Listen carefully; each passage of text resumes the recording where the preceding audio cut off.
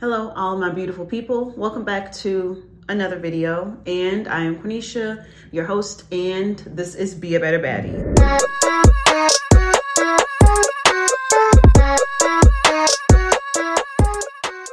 So today we're going to be talking about cheap friendships. If you've listened to my podcast before, then you've heard the episode, I think it's called Cheap Men Are the Root of Evil. And everyone absolutely loved that episode. When I look at my statistics from 2022, that was the most popular, most shared, most downloaded episode of all of them. So you guys really like that, but I do want to talk about what happens when you are the cheap one. What are the consequences of you being cheap? And I'm not just talking about in terms of money. I'm talking about in terms of everything, right? Your time, your energy, your relationships, your perspective. What happens when you are the cheap one? Let's talk about that. So I want to give a quick vocab, a recap before we actually jump into it. So frugal, well, cheap, right? Let's start with cheap.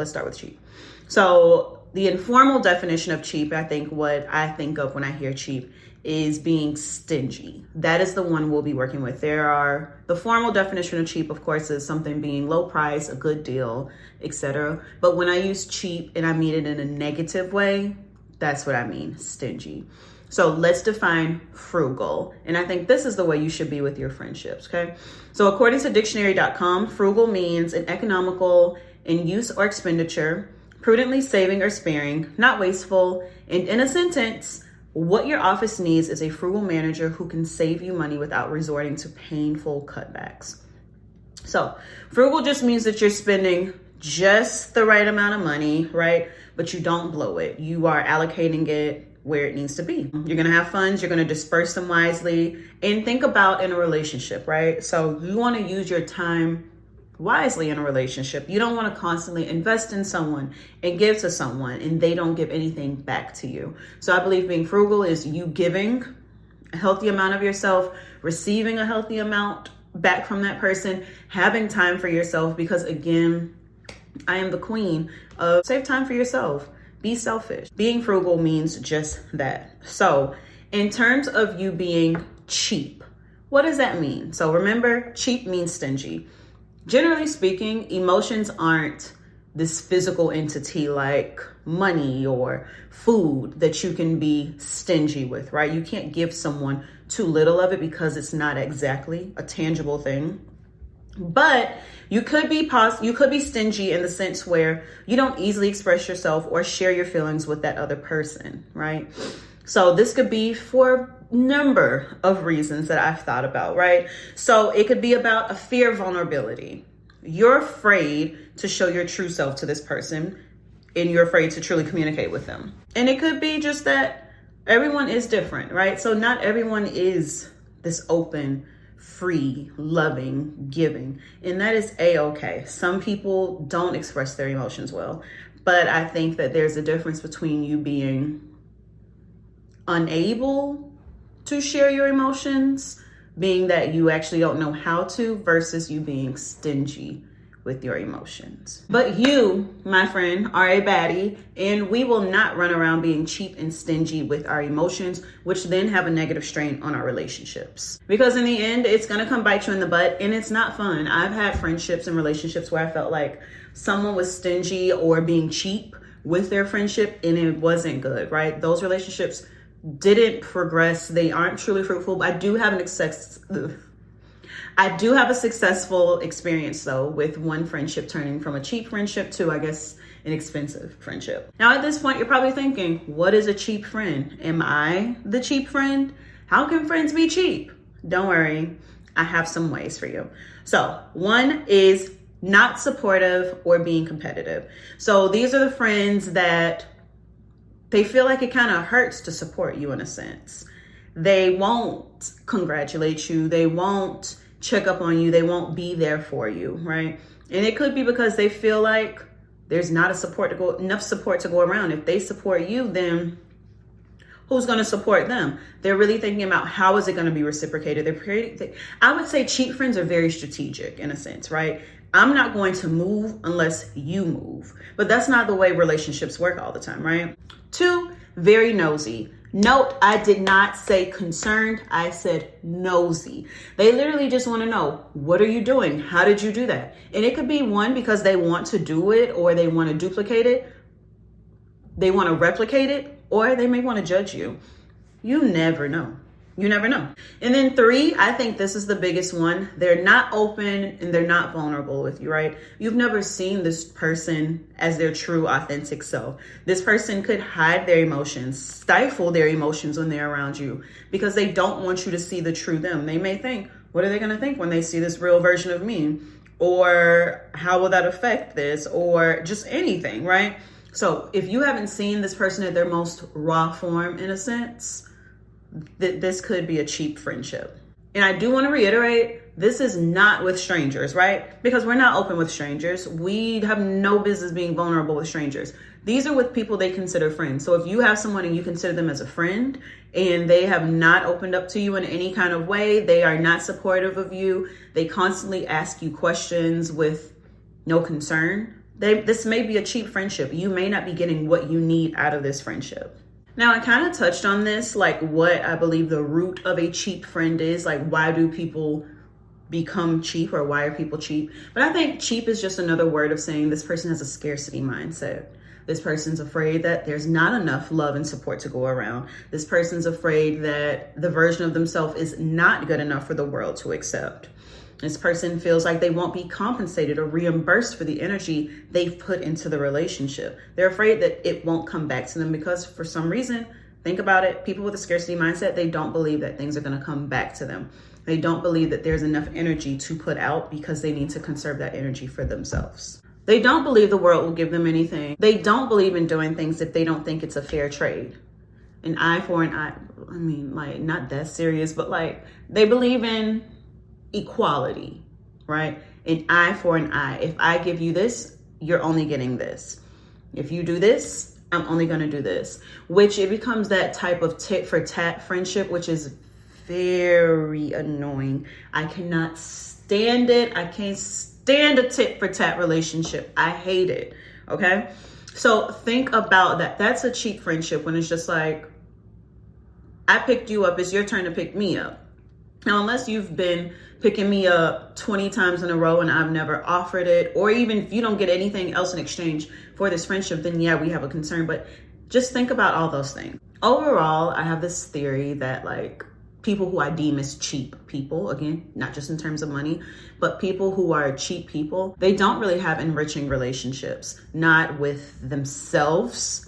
I believe that, not even with themselves. Of course, not with their friends, their family. I think that it's hard for them to actually phantom giving themselves in a relationship, giving a part of them. So I'm going to talk about why vulnerability is so important in friendships in a second, but that is all the root of it. So with that, I do want you to start thinking about your relationships and the role you play. Are you the cheap party? Do you have a cheap relationship? Do you know someone that is cheap, etc.? So think about those relationships that you feel like are pretty stagnant, haven't really progressed over. You feel like there's some type of blockage there. That's probably a cheap friendship that you have. If you are enjoying this video so far, please be sure to like and subscribe to my channel and comment below letting me know if you've had a cheap friendship before. I'm interested in hearing more about your story. Now that we've covered cheap friendships, let's add the next layer to the cake, right? We're stacking the cake. So why do you need to be vulnerable to have a thriving friendship? What is vulnerability? What will it do? What's the purpose, right? We all talk about this. I used to be so closed off with people. I would not express any emotions. Literally, I would not cry. Like I was like, I can't cry in front of people. Like this is embarrassing. I wouldn't talk about my emotions if I was uncomfortable with emotions, right? I'm still kind of uncomfortable around emotion. I'm like, what do I do? Because everyone experiences emotion differently. If someone's sad, they may not really want you to comfort them. They just want to be sad. But even happiness, like I didn't really know how to experience those things. But over time, I've gotten better. I love expressing emotion. It's healthy. It's healthy. And I found that actually, this is random. Counting me to have a random point.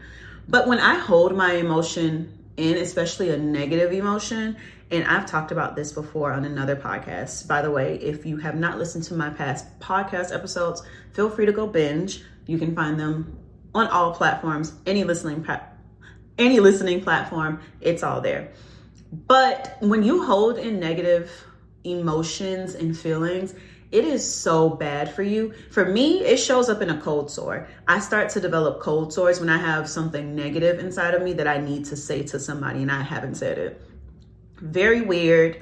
I don't know why, but that is what happens to me. What does being vulnerable actually mean? Everyone has this word, be vulnerable. If you want to be vulnerable, what does it actually mean? It means that you are willing to share your thoughts, your emotions, your feelings, and your experiences with your friends. The true feelings, right? Not surface level. In a sense, it's kind of like you're surrendering yourself. I imagine it as you shedding all of your clothes in front of somebody and being like, this is me, like, this is it, like, this is all, you know?